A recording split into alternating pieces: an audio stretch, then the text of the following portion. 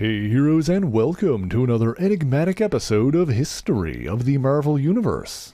This channel is sponsored in part by Patreon supporters. If you would like to contribute and vote in monthly polls that help decide what topics get covered on the channel, then you can sign up for an amount of your choosing over at patreon.com/MaryMarvelite. The link is in the description below, along with other places you can find me. This week's story is another that begins with the cosmic space gods known as Celestials. Now, we've talked about them many times on the channel before, so for more on their origins and other related topics, you can check out the links in the description below.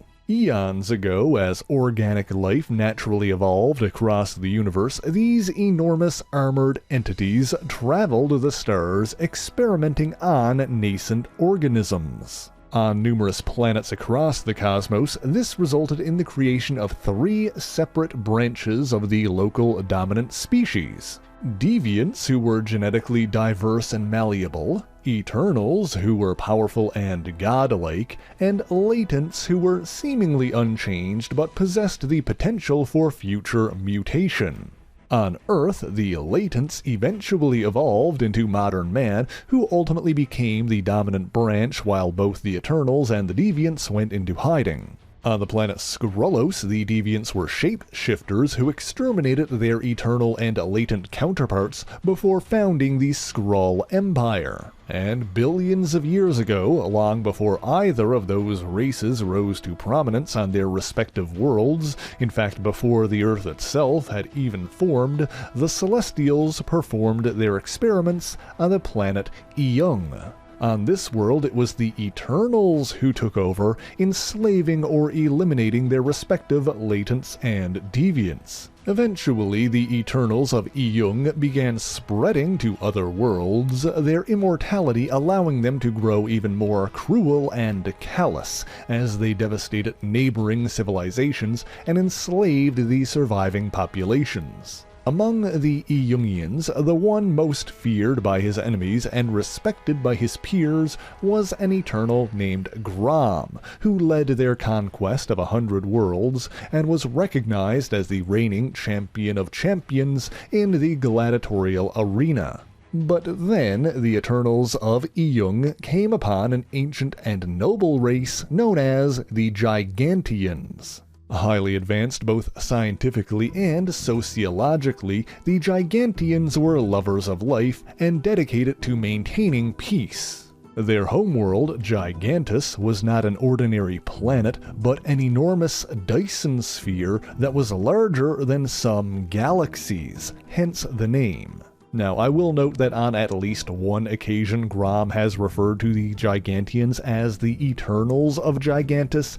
However, I've yet to find another official source that confirms or corroborates this. In any event, the Eternals of Eyung launched an attack on the people of Gigantus, sparking a war between the two races that waged for centuries.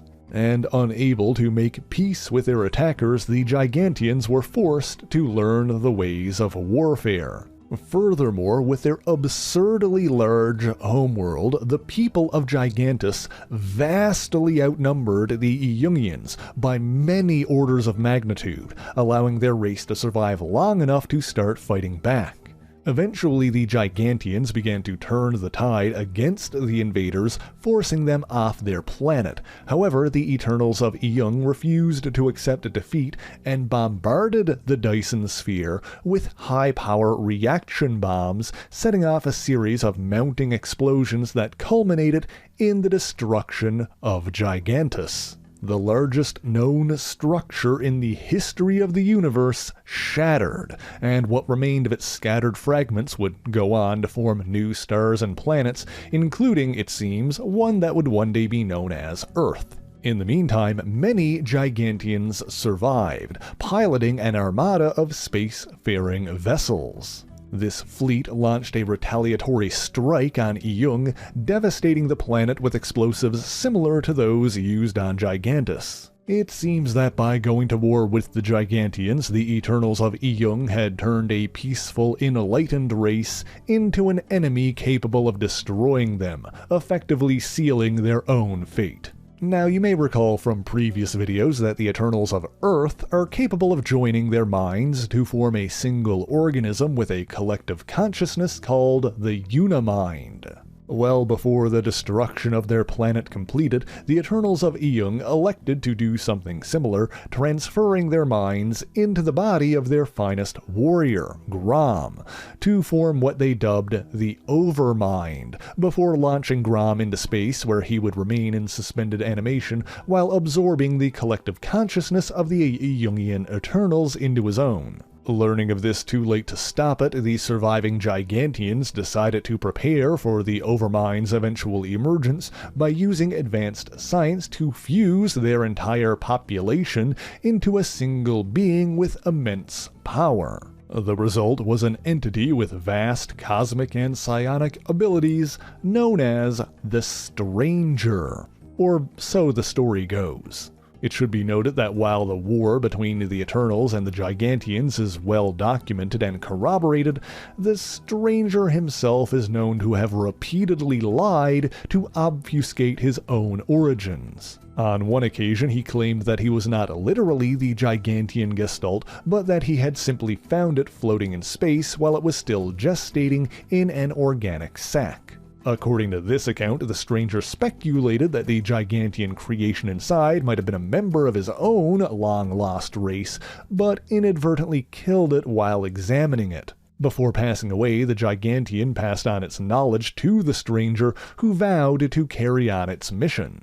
However, this is contradicted by a more recent story which corroborates the idea that the Stranger is, in fact, the Gigantian Gestalt itself.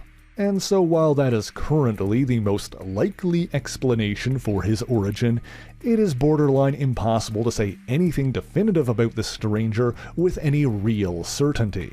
For example, on multiple occasions, he has claimed to come from an ancient race who study genetic mutation in other species with great interest. However, he has also admitted that this was a lie meant to appease those who wish to know the truth and prevent them from intruding.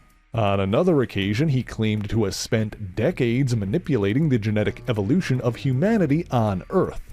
To explain that, well, previously on the channel we talked about how the known multiverse exists in a perpetual cycle of death and rebirth. After the 6th iteration of the cosmos ended, the last survivor of that reality persisted into the next, and emerged as the planet-eating entity known as Galactus. In the 7th cosmos, where the Marvel Universe as we know it began, the Stranger purportedly predicted that mankind would continue to evolve until it collectively formed the cosmic being known as Eternity, and persisted into the next multiverse. It seems that the Stranger plotted to prevent this by causing human evolution to progress more rapidly than mankind was prepared for, allowing him to usurp their supposed eventual position in the cosmic hierarchy. This was seemingly confirmed by Eternity himself, but once again, when the Stranger is involved, it's impossible to say for sure whether this was a ruse or not. Of course, he has also claimed to have first visited the Earth after the dawn of the Marvel Age and the emergence of superhuman mutants, which would contradict the notion that he had any hand in their evolution. As a little bit of a side note, I will mention that the 7th cosmos did technically come to an end due to the incursion events leading up to the Multiversal Secret Wars. However, in the wake of that conflict, the Marvel Universe was restored, largely as it was, and the 8th cosmos is generally considered a continuation of the previous multiverse. Fittingly, it seems that the one who truly is destined to become the sole survivor of the 8th cosmos is Franklin Richards, one of the superhumans responsible for restoring the multiverse after the destruction of the 7th, but I digress. When discussing the various cosmic powers in the universe, the evolved cosmic cube, known as Cubic, described the Stranger as a being who was an enigma, perhaps even to himself. He has also been shown to utilize something called an M-body, a corporeal form fashioned by living fractals from the dimension of manifestations, something which is primarily done by abstract entities, but sufficiently powerful physical beings like Galactus are also apparently capable of. It's even possible that the Stranger is connected to one of the oldest and most powerful conceptual entities ever to exist, the Living Tribunal. As the ultimate arbiter on matters of cosmic import, the Living Tribunal is second in authority only to the enigmatic One Above All. The Tribunal observes every reality in the multiverse simultaneously and passes judgment when necessary. When manifesting in physical form, the Living Tribunal traditionally appears as a being with 3 separate faces, each representing an aspect of its personality. A fully visible face representing equity, a half-hooded face representing vengeance, and a completely covered face representing necessity. Described as a cosmic mirror, the face of necessity, when revealed, serves as a reminder to judge others as one would judge themselves. On one occasion, the Living Tribunal claimed that it could have had a 4th face on the opposite side of equity, and that this would have been the face of the Stranger, representing that which stood apart from the rest of the cosmos. The Stranger himself objected to this description, seeming to resent the notion that he was related to any other being. Given the reflective nature of the hidden face of necessity, it's difficult to say for sure, and in the end the Stranger remains as enigmatic as his name suggests. Anytime we think we know his intentions or motives, we're simply going by what he purports at any given time, and as should be clear by now, the Stranger is notoriously untrustworthy. There have even been instances where he's obfuscated his involvement in certain events, like when he impersonated the notorious Beyonder while performing an experiment inspired by the original Secret Wars. One thing we can say for sure is that he is absurdly powerful, possessing psionic abilities beyond mankind's ability to measure. He can alter his size and mass at will and is capable of traveling anywhere in the known universe virtually instantaneously. Seemingly immortal, he has collected a wide variety of specimens and artifacts from across the cosmos and examines them on an artificial planetoid dubbed his laboratory world, which is not bound to a single location as it has been sited at different points in the universe at different times. This lab world contains millions of artificial habitats, each of which is designed to mimic the natural biome of the creature inside, and give the illusion of an unlimited amount of free space. Of course, the Stranger has no qualms about abducting sentient beings, leading some to refer to his home as a prison planet, which is not an unfair description. The Stranger's first confirmed trip to Earth occurred early in the Marvel Age when he ostensibly came to examine the ever-increasing mutant population. Initially suspecting that he was a mutant as well, Magneto attempted to recruit the Stranger into his Brotherhood. When the Stranger departed, he abducted Magneto and his lackey Toad, taking the 2 mutants back to his laboratory world. The 2 were allowed to roam about an area containing relics from across the universe, and Magneto attempted to escape by using his power to reactivate an ancient spaceship. However, he was soon recaptured when Xavier telepathically contacted the Stranger. Magneto and Toad were later returned to Earth once again, ostensibly by Dane Whitman's attempts to make contact with alien life using magnetic waves, while the Stranger, for reasons known only to himself, allowed this to happen. In the meantime, the Stranger continued to observe humanity's capacity for violence and greed.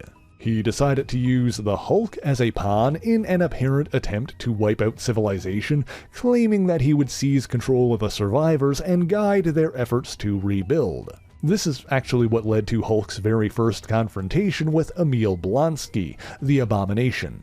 After observing the Hulk's behavior in the ensuing battle, the Stranger ostensibly began to re-evaluate his view of humanity and abducted the Abomination for further study. Now, unlike Magneto and others who were allowed sizable enclosures, Blonsky was placed in a claustrophobic cell. Meanwhile, the stranger's choice to give humanity another chance was apparently a fleeting one, and he soon returned to Earth with a weapon called a null life bomb.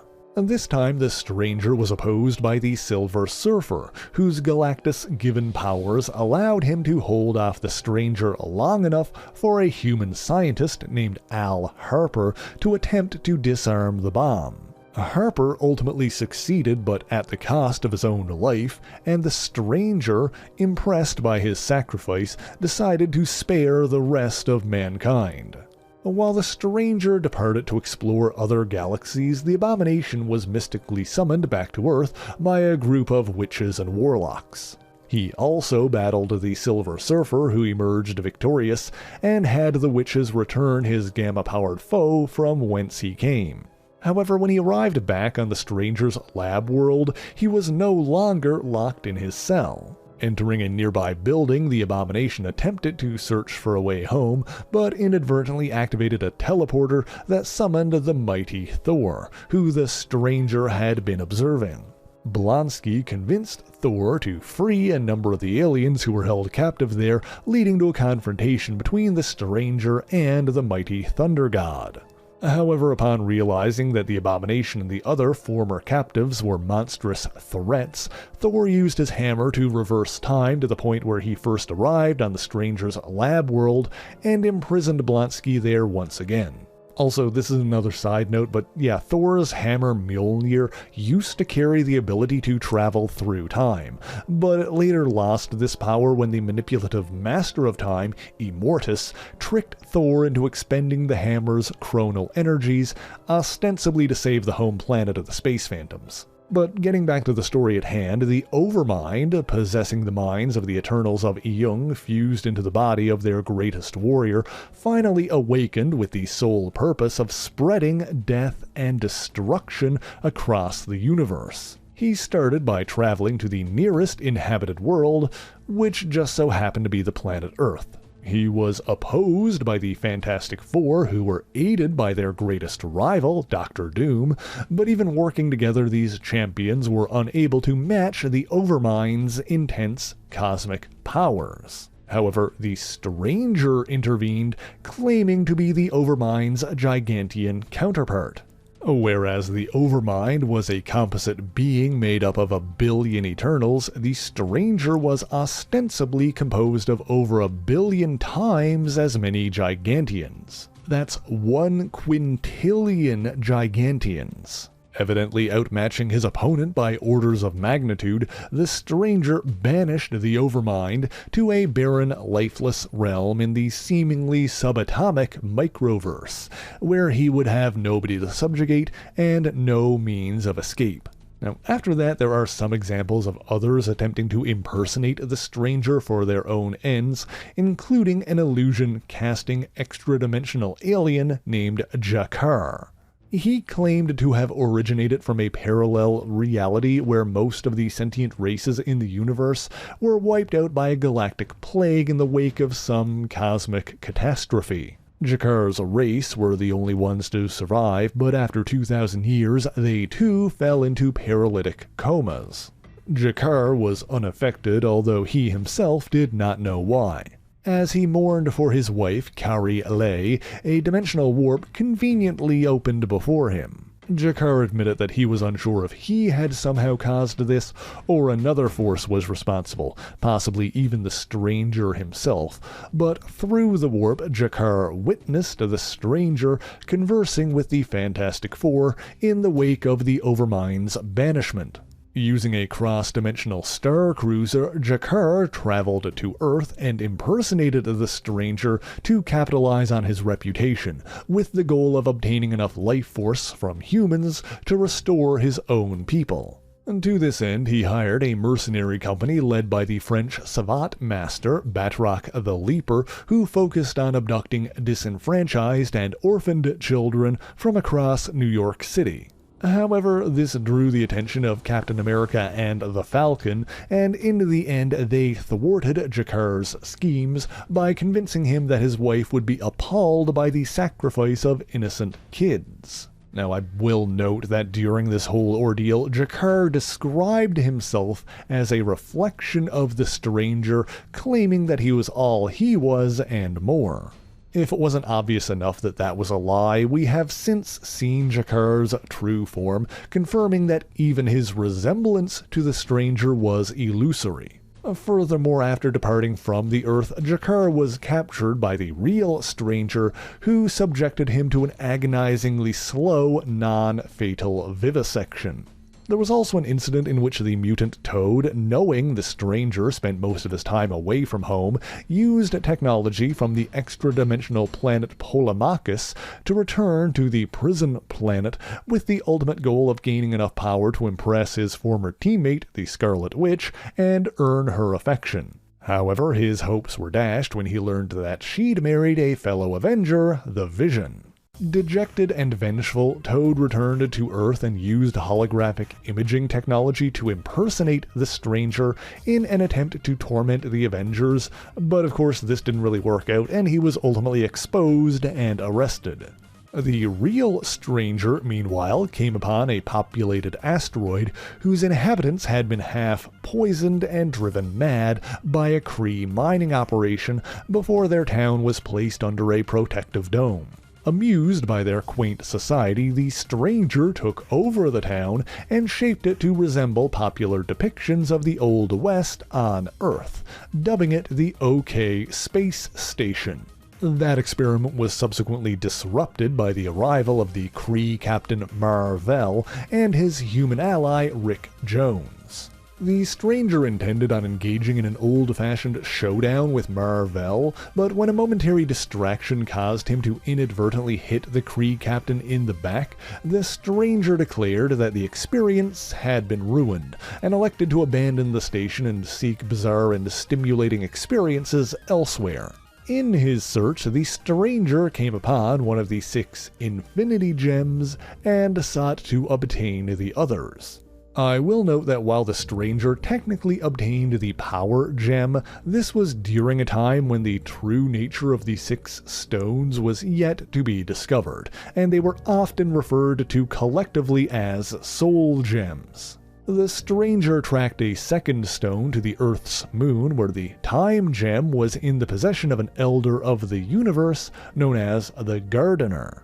There, the stranger also encountered Adam Warlock, who wielded the true Soul Gem, but Warlock ultimately joined forces with the Gardener, and the two combined the power of their stones to repel the stranger. Also, Spider-Man was there. Meanwhile, the gem wasn't the only reason the stranger had returned to the Soul System, as the null life bomb he'd previously left on Earth had been found and inadvertently reactivated. The bomb was meant to work by becoming intangible and expanding to encompass the entire solar system before solidifying and contracting, crushing everything within range.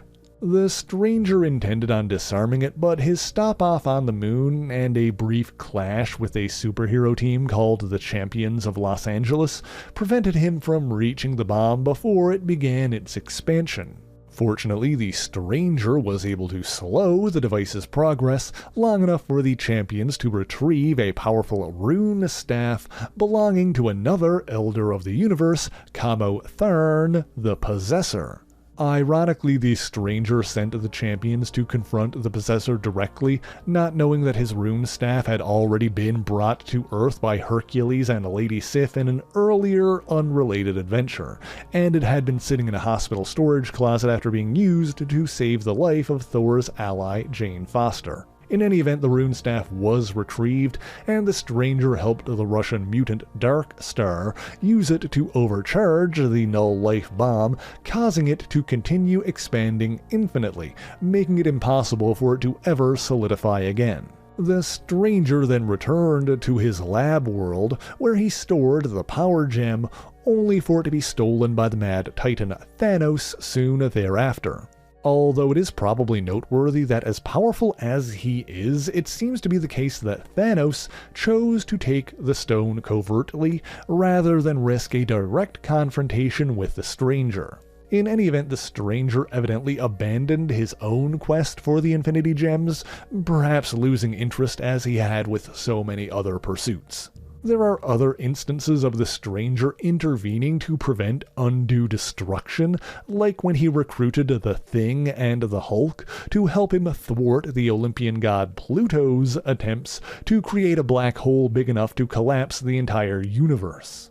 A few years later, he was also among the cosmic forces who assembled to oppose Thanos, when his use of the completed Infinity Gauntlet threatened to upend the natural order of the universe. In this, he stood beside other powerful entities, including the Titan Kronos, the Prime Celestial, and Galactus, as well as the cosmic abstracts Order, Chaos, Love, and Hate. For those unsure of just how powerful the Infinity Gauntlet truly is, Thanos actually won that fight, but that's besides the point. In any event, when the fate of the universe isn't at stake, the stranger seems to prefer to walk alone, performing his experiments, studying the denizens of the universe, and hunting for rare artifacts. Of course, this still puts him into conflict with heroes and villains alike, and while we do have ideas of where he came from, with his Gigantian origins seemingly confirmed, his true motivations are unknown, perhaps even to him, and the stranger remains one of the most powerful and enigmatic entities in the Marvel Universe. But that's all I've got to say about him today, and so thank you so much for watching this video. If you enjoyed it, be sure to leave a like, subscribe to the channel, and share it on your favorite social media.